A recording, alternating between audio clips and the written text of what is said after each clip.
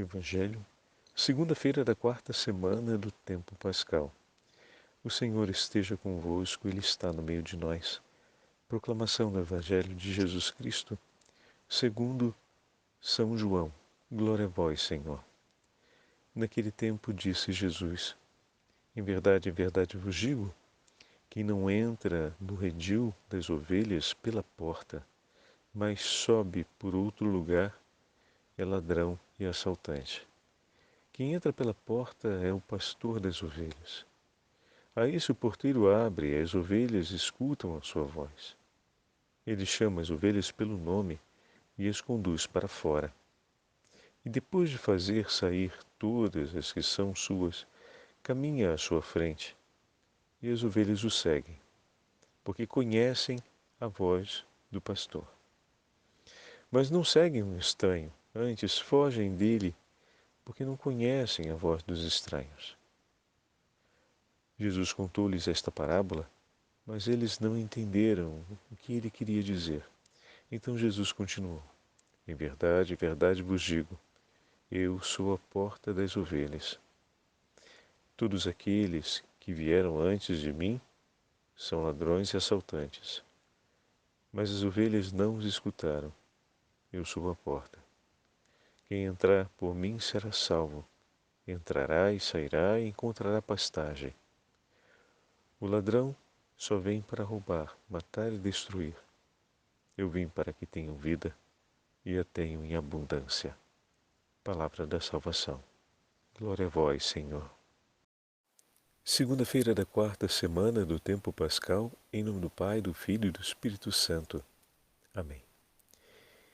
Queridos irmãos e irmãs, a Santa Liturgia nos leva para o 10º capítulo do Evangelho de São João. Hoje estamos ouvindo o trechinho do 10º capítulo que antecedeu o Evangelho do 4º domingo do tempo da Páscoa, o Evangelho do Bom Pastor. Jesus começa o 10º capítulo com essa declaração que hoje ouvimos. Ele escolhe para si a imagem da porta. Em verdade vos digo, quem não entrar no redil das ovelhas pela porta, mas sobe por outro lugar, é ladrão e assaltante. Então, o Senhor começa fazendo essa referência. Aquele que passa através da porta é quem vai se apresentar como bom pastor. Quem entra pela porta é o pastor das ovelhas. Então, a primeira imagem relacionada à porta é uma imagem muito significativa, pois através da porta a gente passa de um lugar para o outro. Através da porta a gente está em um lugar seguro, mas para sair do redil, passando através da porta, nós precisamos ser conduzidos pelo bom pastor. Por isso, todos os pastores que virão, que serão chamados por Deus, que serão dados por Deus, eles deverão ter os atributos do bom pastor e passarão através da porta. Então, ao mesmo tempo que o Senhor irá usar a imagem do bom pastor para dizer que Ele é aquele que vai recolher as ovelhas perdidas a quem o Pai confiou, o Senhor usa a imagem da porta.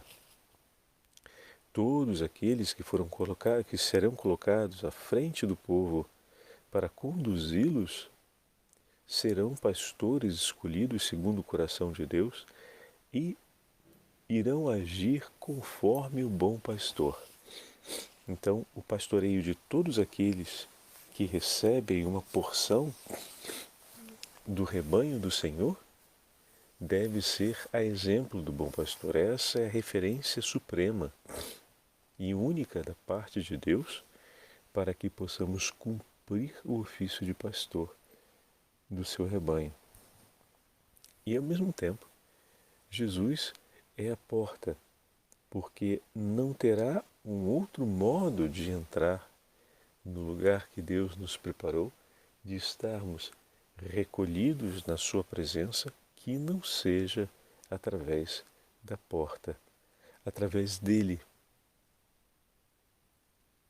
São Tomás de Aquino, comentando esse texto, escreve as seguintes palavras: Jesus Cristo disse: Eu sou o pastor. É evidente que o título de pastor é apropriado a Jesus. Com efeito, tal como o pastor apacenta o seu rebanho, também Jesus alimenta os fiéis com um alimento espiritual, que é o seu próprio corpo e sangue, na Santa Eucaristia. Para se distinguir do mau pastor, do ladrão e também para se distinguir do mercenário, Jesus especifica que é o bom pastor. É bom porque defende o seu rebanho com a própria vida, com a devoção de um bom soldado que combate pela sua pátria. Por outro lado, Cristo Jesus disse que o pastor entra pela porta e que ele próprio é essa porta. Por isso, quando se declara aqui pastor, devemos entender que é ele que entra e que entra por si mesmo. Isto é bem verdade, pois ele mostra que conhece o Pai por si mesmo e não através de outros. Enquanto nós entramos no conhecimento do Pai e a sua presença, através dele. E é ele que nos dá a bem-aventurança. Nós não a conquistamos por nós mesmos. Notemos que mais ninguém pode ser a porta. Por quê? Mas ninguém é a luz, a não ser por participação. João Batista, por exemplo, não era a luz, mas veio para dar testemunho da luz. Cristo, pelo contrário, era a luz que ilumina o mundo inteiro. Por isso ninguém se pode chamar porta, porque Cristo reservou esse título para si. Mas ele comunicou o título de pastor a todos. Deu a alguns dos seus membros, por exemplo. Pedro também o foi, assim como os apóstolos foram, e todos os bispos. Diz o profeta Jeremias: Dar-vos-ei pastores segundo o meu coração. E de fato, isso se cumpriu em Cristo, que nos entrega os seus pastores. Embora os chefes da igreja, que são filhos dessa mesma igreja, sejam também pastores no nome do Senhor, Cristo Jesus diz: Eu sou o bom pastor, para mostrar a singular intensidade do seu amor por nós e a referência inconfundível de vida para o coração dos pastores. Nenhum pastor será bom se não estiver unido a Jesus na caridade, tornando-se assim membro do verdadeiro pastor. Desse modo, realizará o pastoreio daqueles que lhe foram confiados. Dessa forma, São Tomás de Aquino coloca para nós a imagem do bom pastor e o significado dessa imagem traduzida na realidade da vida dos pastores da igreja, ao mesmo tempo que nos fala da porta. Por isso, queridos irmãos e irmãs, ontem, enquanto meditávamos e falávamos a respeito do mercenário, do pastor e do bom pastor, e chegamos à compreensão de que o cumprimento do pastoreio em favor do povo de Deus, ele acontece à luz, à imagem do bom pastor. Hoje compreendemos de maneira clara que devemos conduzir através de Cristo. Nós muitas vezes pensamos o cuidado da nossa família, o cuidado da nossa vida, o cuidado dos nossos afazeres, em base a tantas preocupações e necessidades do nosso cotidiano, da nossa regularidade semanal, mas às vezes nos esquecemos ou nos confundimos e desse modo não confirmamos o que de fato é necessário. Tudo na nossa vida precisa passar através do Senhor. Qualquer projeto, iniciativa, proposta que o meu coração tenha e apresente pelo bem da minha família, pelo bem daqueles que me foram confiados, precisa necessariamente passar através de Jesus. E para isso é necessário que o meu coração escolha essa experiência e essa verdade cotidianamente. Minha vida passa através do Senhor. Minha vida acontece no serviço da caridade pelo Senhor, em favor daqueles que o Senhor me entregou.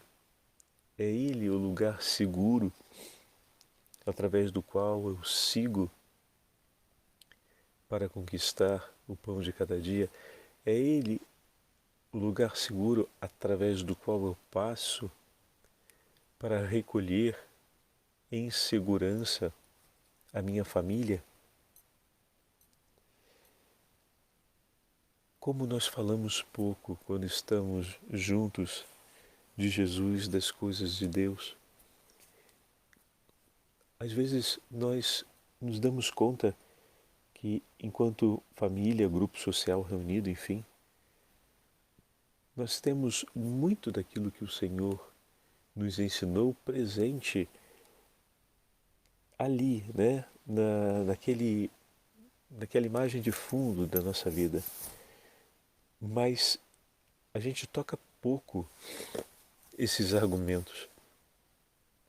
E às vezes a gente se contenta de falar das coisas de Deus, das coisas do céu, de uma maneira mais superficial, mas superficial no sentido de que nós conhecemos ou ouvimos falar daquele jeito e repetimos a mesma coisa. Hoje temos tantos recursos para a gente ter um conhecimento maior sobre um determinado assunto, né? Quando temos interesse de saber como se faz uma receita, a gente vai na internet e procura com afinco a melhor descrição daquela receita. Ou, por exemplo, quando a gente precisa consertar alguma coisa em casa, hoje a gente vai na internet para ver se alguém tem algum vídeo, alguma explicação. E a gente vê até vários vídeos que explicam como fazer aquela coisa, e é normal que a gente tente procurar aquele que nos dê uma explicação mais satisfatória, ou ao menos mais completa. Cada um vai usar um parâmetro de avaliação para sua satisfação sobre aquele conhecimento. Mas para outras coisas, por exemplo, a gente tem padrões bem definidos, né? Então, às vezes, a gente ouve as coisas da igreja, as coisas de Deus, e a gente não aplica nem mesmo esse mesmo método, sabe? De repente, ir procurar um pouco mais.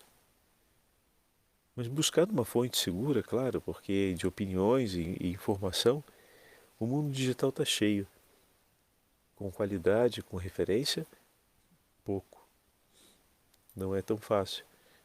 Mas a gente pode procurar crescer um pouco mais naquilo que conhecemos a respeito, a respeito da igreja, a respeito das coisas que dizem respeito a Jesus e dizem respeito à nossa vida espiritual.